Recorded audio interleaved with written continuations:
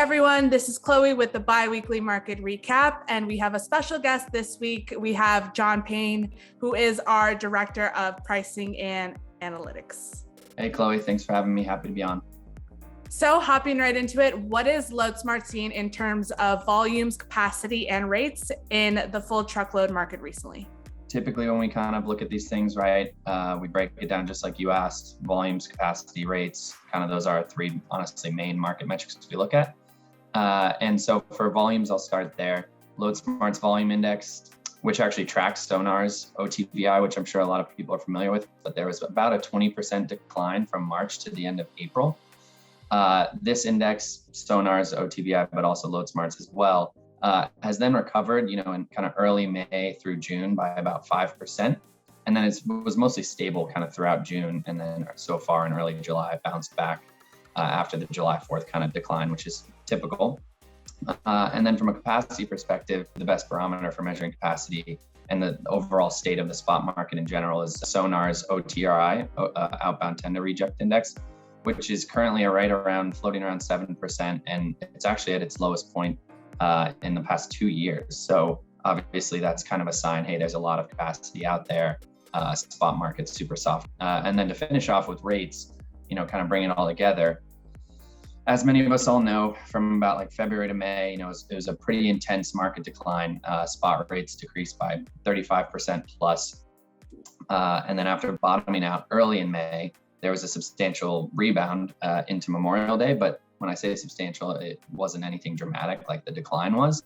And then contrary to typical seasonality throughout June, it's typically a pretty hot market. Demands should be pretty strong. Leading into July 4th should be kind of a peak.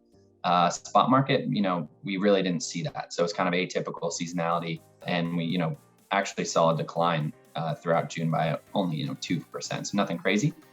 And then so far, post July 4th, LoadSmart's rate index shows a minor decline also of about 1% to 2%. So what are some shifts or trends you foresee happening in the near future? Given the macro environment and typical seasonality, kind of piggybacking on what we were just talking about, over July, we actually expect to see rates decline maybe another 5 to 10%.